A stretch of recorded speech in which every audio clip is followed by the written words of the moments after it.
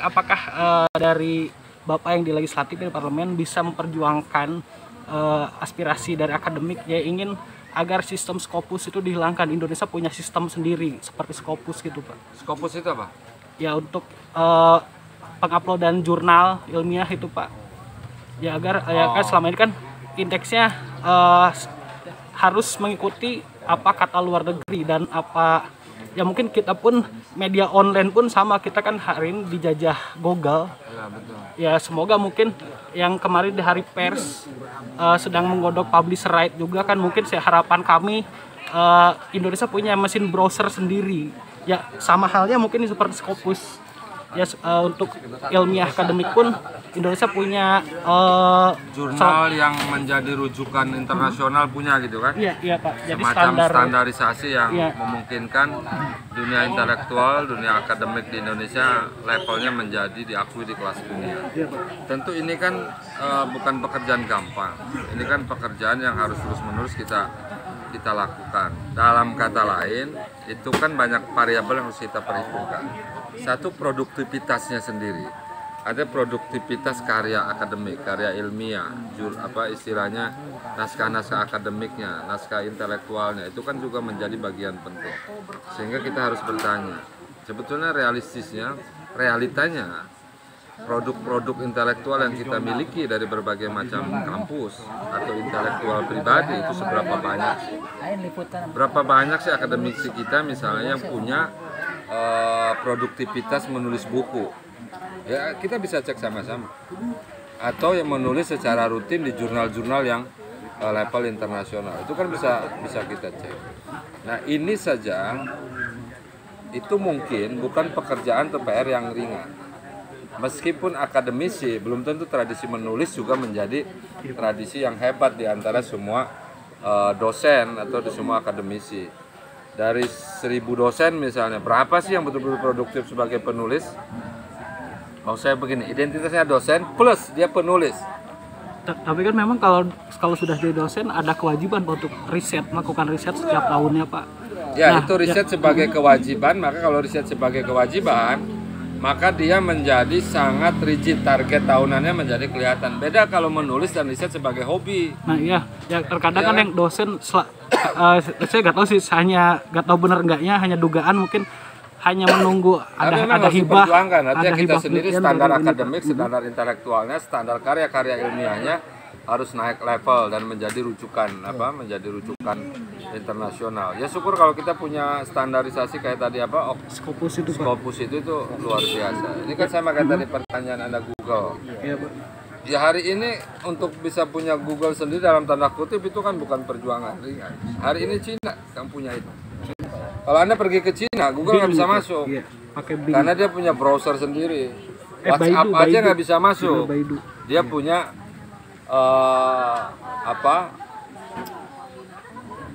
di luar WhatsApp itu apa namanya yang Cina itu? Telegram. Bukan. Lupa, itu terkenal juga. Jadi WhatsApp itu di Cina nggak bisa berfungsi. Google, Anda nyetel YouTube nggak bisa di sana. Kenapa? Ya Cina sudah punya sendiri, kemudian dia blocking yang dari luar. Indonesia bisa. Saya merasa ini bukan pertanyaan ke saya.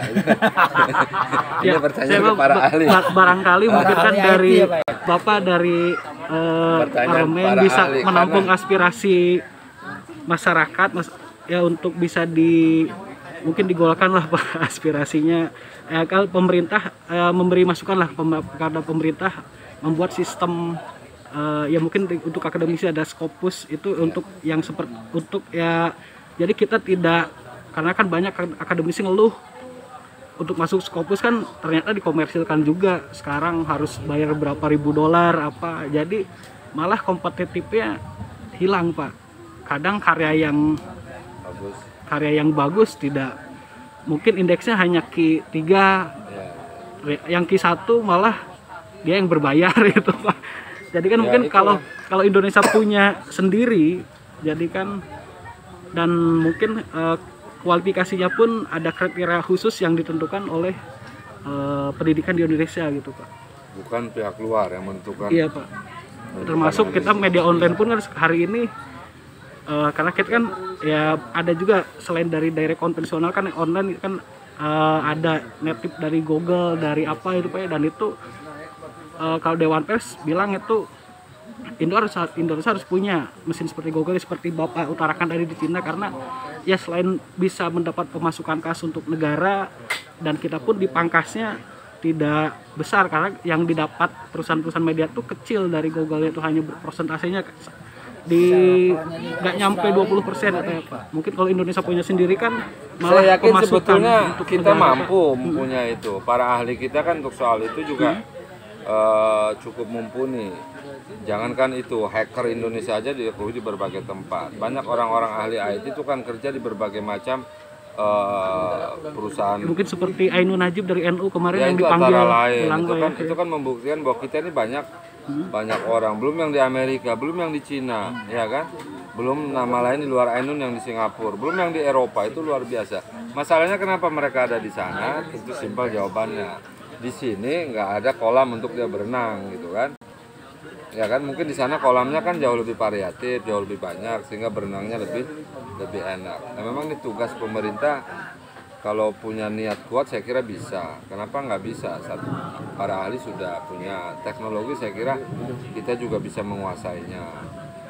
Problemnya mungkin nanti akan lebih pada problem politik dagang, politik bisnis. Itu problem beratnya di situ.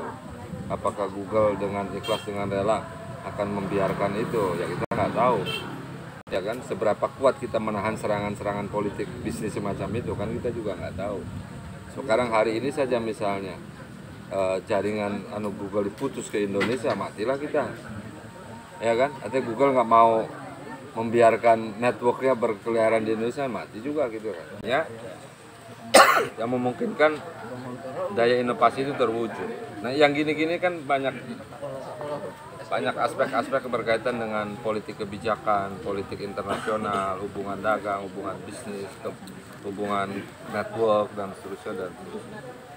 Ya harapan kami ya barangkali bisa titip aspirasi ke Bapak untuk itu bagus, itu idenya bagus. merumuskan ini Pak di Jadi ketergantungan teknologi juga ke depan harus mulai dikurangi. Ketergantungan dunia browser yang sifatnya keluar terus juga harus dikurangi, sehingga mungkin nggak kita punya browser sendiri. Itu satu sisi. Contoh yang lain paling gampang kan, soal marketplace. Ya kan, sekarang udah ada dagang bisnis online, dagang online, jual barang online, bakal jasa juga bisa dipasarkan online. Pertanyaannya, marketplace ini punya siapa juga sih gitu kan? Betul nggak Kak? Marketplace bisa kayak Tokopedia, Bukalapak dan seterusnya, itu dari mana sih kira-kira begitu? Apakah murni memang itu investasi Indonesia, orang Indonesia? Kan nggak juga, tetap saja itu memerlukan keterlibatan modal asing pihak lain. Nyambung Pak, mungkin dengan untuk ojol mungkin Bapak bisa menciptakan startup sendiri seperti yang tandingan ojol khusus dari Bapak itu mungkin. Artinya hal-hal yang bersifat connecting internasional itu pada hari ini sangat mungkin terjadi gitu kan. Jangankan di bidang itu marketplace, di bidang transportasi juga kan itu sudah lebih mendahului, belum lagi soal-soal yang lain. Sehingga pertanyaannya, ini ketergantungan ini bersifat negatif atau positif? Apakah semua ketergantungan hubungan ini harus di cut off? Kan juga kita harus milah-milah duduk perkaranya. Apalagi kayak sekarang. Anda lihat nggak pom bensin hari ini? Iya. Pom bensin kan bukan Pertamina aja hari ini. Oh ya, mobil Iya kan? Ada mobil hiji, Ada mobil. Ya betul. belum ada Vivo, ada Shell, Iya. ada apa segala macam, ya kan? Bahkan sekarang itu mobil One kalau nggak salah udah bisa masuk ke desa-desa, ke kampung-kampung.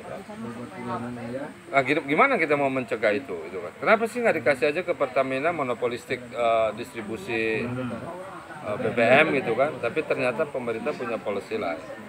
Pertanyaannya, kenapa pemerintah mengambil itu? Ya saya nggak tahu. Apakah ada tekanan juga dari pihak Luar Pak ya. vendor luarnya gitu kan? Ya Allah alam bisawab. Tapi saya mengatakan internasionalisasi distribusi BBM aja terjadi. Gitu. Nah, mungkin Pak, Bapak sebagai wakil rakyat mungkin bisa ya sambil menyapa masyarakat untuk menyembuhkan penyakit dependensia masyarakat tentang ya ketergantungan terhadap asing itu.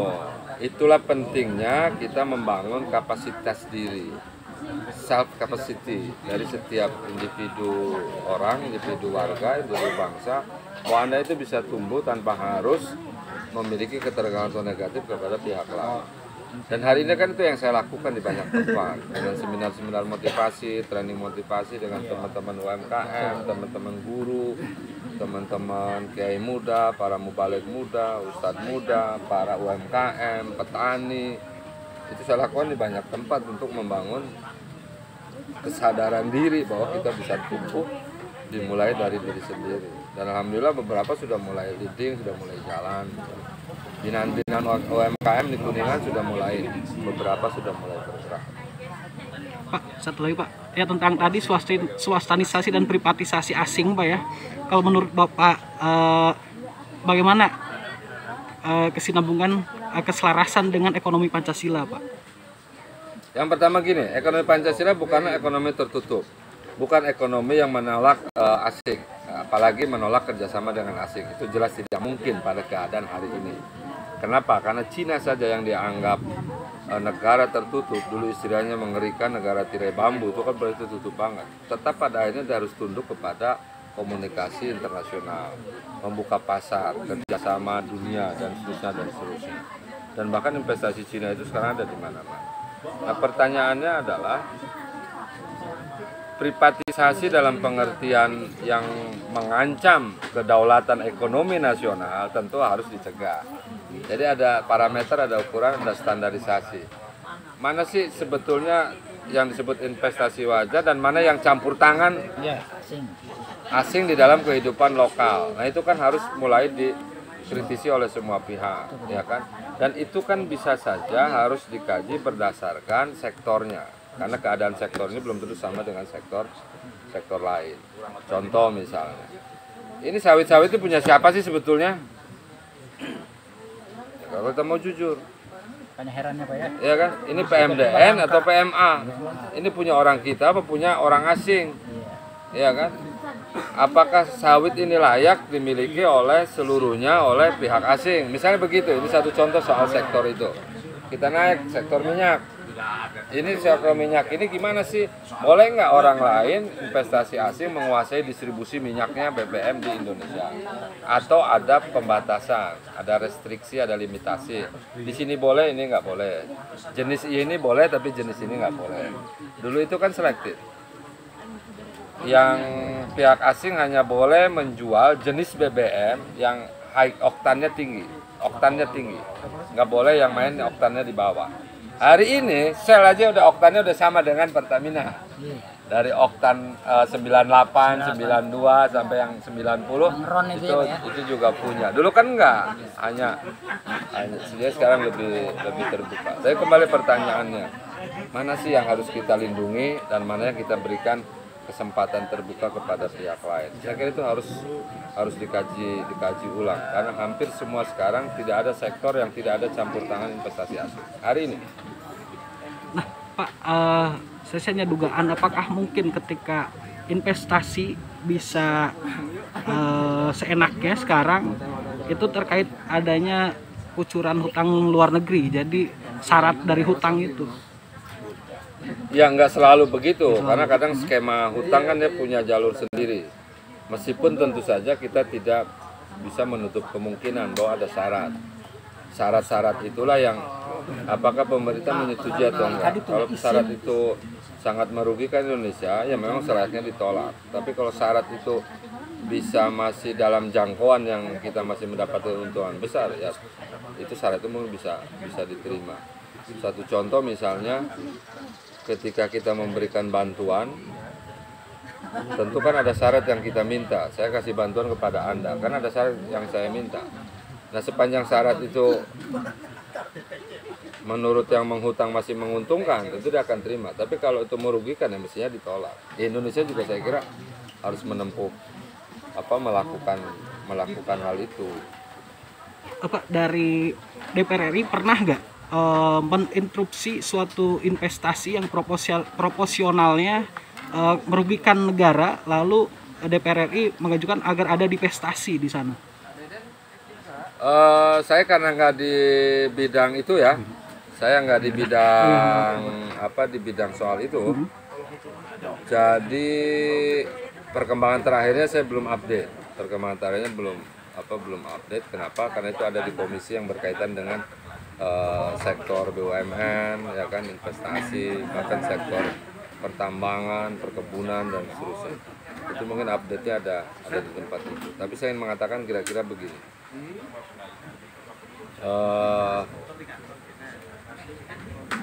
Contoh yang terakhir misalnya kasus Freeport toh bisa.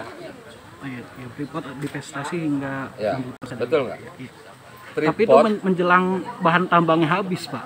everything apapun, tapi faktanya bisa. Hmm. Faktanya bisa. Sehingga pertanyaannya, kenapa skema ini tidak diterapkan juga untuk yang lain? Misalnya pertanyaan lanjutannya begitu. Yang lain itu apa, di mana, dan mekanismenya kayak apa? Sulit atau mudah? Nah ini kan mestinya harus maju prosesnya. Karena apa? Karena jika ada policy bahwa penanaman modal nasional harus lebih tinggi, misalnya investasi pemerintah harus lebih banyak sahamnya, tentu kan harus dirancang. Mungkin untuk Kuningan, Pak, tentang investasi. Pertama, investasi apa yang cocok untuk di Kuningan, lalu adanya IKN, Pak, Ibu Kota Nusantara, Pak, ya kan? Terus ada juga wacana yang bulan-bulan kemarin sampai Joe Biden yang bilang bahwa Jakarta ini 10 tahun lagi bisa tenggelam. Mungkin akan ada banyak relokasi industri. Mungkin Bapak bisa membawa beberapa relokasi industri ini ke Kuningan, tapi yang cocok dengan RT RW Kuningan. Dengan itu peraturan untuk investasi di Kuningan. Ya, investasi di Kuningan pertanyaannya nih. Ini juga pertanyaan untuk Pemda Kuningan. Orang kalau datang ke Kuningan mau investasi apa sih? Ya kan? Kira-kira begitu. Pemerintah Kuningan menyiapkan skema apa? Menyiapkan peluang apa? Menyiapkan kesempatan apa? Itu kan harus dijawab oleh Pemda Kuningan. Karena ketika investasi tingkat lokal, maka kewenangan ada di tingkat pemerintahan daerah. Jadi kalau kayak misalnya IKN ibu kota pindah ke Kalimantan, terus di sekitar Jabodetabek ada proses perubahan, itu saya kira kemungkinannya kecil juga. Karena Jabodetabek, Jakarta tetap akan menjadi pusat bisnis dan perdagangan. Ya kan? Artinya pusat bisnis perdagangan tidak pindah ke ibu kota yang baru. Dia hanya akan menjadi semacam smart city, kota yang berfokus pada pemerintahan. Sementara aspek bisnis perdagangan tetap akan bertahan di Jakarta dan sekitarnya. Jadi Jakarta nggak akan terlalu banyak berubah. Sehingga saya agak pesimis kalau kemudian mereka berbondong-bondong cari wilayah baru untuk investasi di seputar Jawa Barat. Itu kecil kemungkinannya. Tahu akhir tahun kemarin, Pak, kalau nggak salah dari BPUM, Badan Penanaman Modal tuh, itu katanya ya dengar ada kajian tentang geografis tanah di Jakarta itu bisa, karena sekarang pun udah mulai ini katanya udah. Oh ya kan tiap tahun turun. Cuma berapanya dari mulai tahun 60, 70 sampai sekarang kan memang turun karena ada intrusi air laut, ya kan? Air laut akibat air tanah di daratannya ketersediaannya berkurang sehingga intrusi air laut menjadi mudah masuk itu otomatis tanah akan terus bergeser ke bawah, ya kan. Cuma berapa lama itu akan mengalami tingkat keparahan, ya mungkin para ahli lebih paham untuk menjawab ini. Keadaan 20, 30, 50 tahun akan datang itu kondisi tanah di Jakarta seperti apa. Ya Anda lihat aja bangunan tinggi di Jakarta itu paling banyak. Nah itu bangunan tinggi itu kan ngebor pondasinya pada kedalaman berapa meter. Kemudian itu membutuhkan suplai air untuk kebersihan, toilet, WC, toren segala macam. Itu dari mana airnya? Bapak, baik, terima kasih atas waktunya. Bapak. Terima kasih ya.